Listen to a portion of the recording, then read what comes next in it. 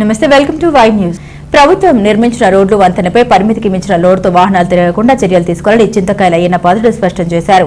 తాళ్లపల్లి నర్సీపట్నం రహదారిలో జాతీయ రహదారికి సమీపంలో ఉన్న మరమ్మతులకు గురైన వంతెనను అనకాపల్లి ఎమ్మెల్యే కొనతాల రామకృష్ణ, రాష్ట్ర హౌసింగ్ కార్పొరేషన్ చైర్మన్ తాతయ్య బాబు, మాజీ ఎమ్మెల్యే పీల గోవింద సత్యనారాయణతో కలిసి అయ్యన్న పాత్రుడు పరిశీలించారు. ఈ సందర్భంగా ఆయన విలేకరులతో మాట్లాడారు. భీమవరం వద్ద ఉన్న ఈ వంతెనను సుమారు 50 ఏళ్ల క్రితం నిర్మించారని తెలిపారు. అయితే ఇటీవల కాలంలో ఆండ్రాక్ సహా పలు పరిశ్రమల వాహనాలు అధిక లోడుతో ఈ వంతెన మీదుగా తిరుగుతున్నాయని, దీనిపై పలుమార్లు హెచ్చరించినప్పటికీ పట్టించుకోవడం లేదని ఆవేదన వ్యక్తం చేశారు. ఈ విధంగా చర్యల కారణంగానే వంతెన బలహీనపడిందని తెలిపారు. హుదూద్ తుఫాన్ అనంతరం 49 కోట్లతో తాళ్లపాలెం నర్సీపట్నం రోడ్డు నిర్మించిన విషయాన్ని గుర్తు చేశారు.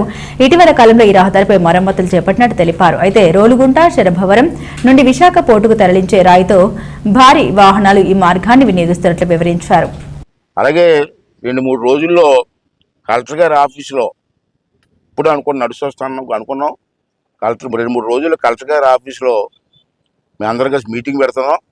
ఆ మీటింగ్కి పోలీస్ డిపార్ట్మెంటు, ట్రాన్స్పోర్ట్ డిపార్ట్మెంటు, అలాగే ఆంధ్రా కంపెనీ ఓనర్ ఎవడో వస్తారు, ఓనరు, తర్వాత మైనింగ్ డిపార్ట్మెంట్ పిలిపించి ముందు వాళ్ళని కూడా కూర్చోబెట్టి వాళ్ళకి కూడా ఒక వార్నింగ్ ఇచ్చి ఈ బ్రిడ్జి పూర్తయ్యే వరకు మీకున్నటువంటి ఎంత బరువు తీసుకెళ్లాలో అంత బరువు మీరు తీసుకెళ్లాలా, ఎన్ని టన్నులు మీ కెపాసిటీ ఉందో ఆ కెపాసిటీని మించి ఒక 1/2 టన్ను ఎక్కువ ఉన్నా మీ లారీని సీజ్ చేయడానికి ఏర్పాటు చేస్తాం. దాని మీద యాక్షన్ తీసుకుంటాం.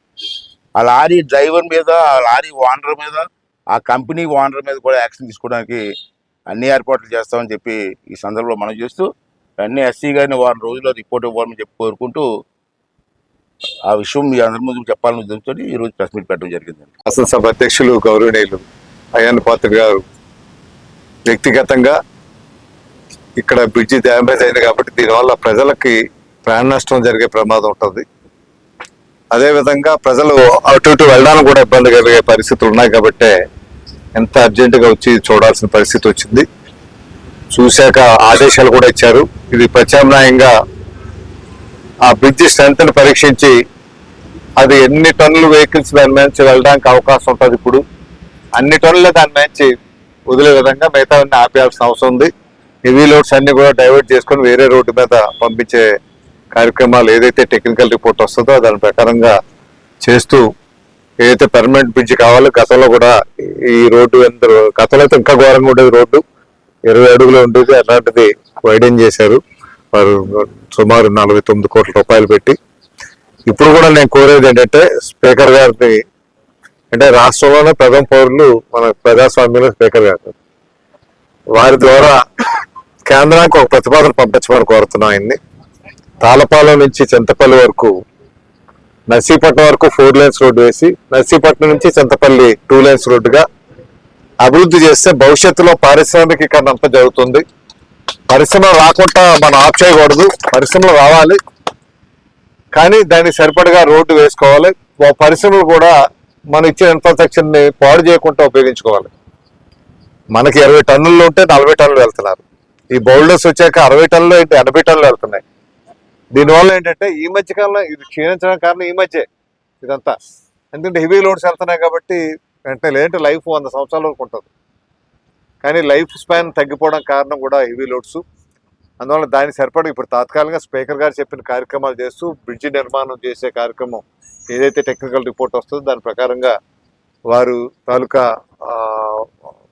ప్రభుత్వంతో, ముఖ్యమంత్రి గారితో కూడా మాట్లాడి కావాల్సిన మంజూరు చేయడమే కాకుండా దీని తర్వాత భవిష్యత్ అవసరాలు కూడా మనం దృష్టిలో పెట్టుకొని భవిష్యత్ అవసరాలకు సరిపడగా రోడ్డు మనం పెద్ద చేసుకోవాల్సిన అవసరం ఉంది. కాబట్టి వారు గట్టిగా తలుచుకుంటే అది కూడా అయిపోద్ది. తలుచుకొని ఢిల్లీ వెళ్ళి కూర్చుంటే ఆయన తప్పనిసరిగా ఢిల్లీలో, ఎందుకంటే ఇది నేషనల్ హైవే, మన స్టేట్ గవర్నమెంట్ పెట్టక్కర్లేదు, నేషనల్ గవర్నమెంటే. ఎందుకంటే అటువైపు ఒక నేషనల్ హైవే వస్తుంది, ఇంటర్ స్టేట్ రోడ్డు వస్తుంది అక్కడ చింతపల్లి దగ్గర. 4 రాష్ట్రాలు కలుపుతూ ఒక రోడ్డు వేస్తున్నారు. ఆ రోడ్డుని కనెక్ట్ చేస్తూ ఈ నేషనల్ హైవే కలపాలి. ఈ 2 నేషనల్ హైవే కలిపే రోడ్డు మళ్ళీ నేషనల్ హైవే అదట్టి వాళ్ళు వేస్తారు. కాబట్టి కేంద్ర ప్రభుత్వం మీదే, ఎందుకంటే అంత డబ్బు రాష్ట్ర ప్రభుత్వం పెట్టలేదు కాబట్టి కేంద్ర ప్రభుత్వానికి ఇప్పటి నుంచి ఆ ప్రతిపాదనలు పంపిస్తే 7 సంవత్సరాలు 3 సంవత్సరాలు కనీసం మా టర్మ్ అయ్యి లోపల అవి పూర్తయ్యే కార్యక్రమం చేస్తే శాశ్వతంగా ఈ ప్రాంత ప్రజల తాలూకా అవసరాలు ఉపయోగించుకోవడమే కాకుండా పరిశ్రమలు ఎన్ని పెద్ద పరిశ్రమలు వచ్చినా మనకు ఎటువంటి ఇబ్బంది లేకుండా ఉండే విధంగా ఇది తయారవుతుంది. కాబట్టి దాని మీద కూడా దృష్టి పెట్టాల్సిందిగా మీ అందరి తరఫున నేను స్పీకర్ గారిని ప్రత్యేకించి కోరుతున్నాను. ఓం శ్రీ మాత్రేయ నమః. దేవాదాయ ధర్మాదాయ శాఖ ఆంధ్రప్రదేశ్ ప్రభుత్వం శ్రీ శ్రీ శ్రీ తలుపులమ్మ అమ్మవారి దేవస్థానం లోవా తుని మండలం శ్రీ తలుపులమ్మ అమ్మవారి ఆషాఢ మాసోత్సవాల ఆహ్వానం జూన్ 26వ తేదీ నుంచి జూలై 26వ తేదీ వరకు నిర్వహించు పూజా కార్యక్రమాలు.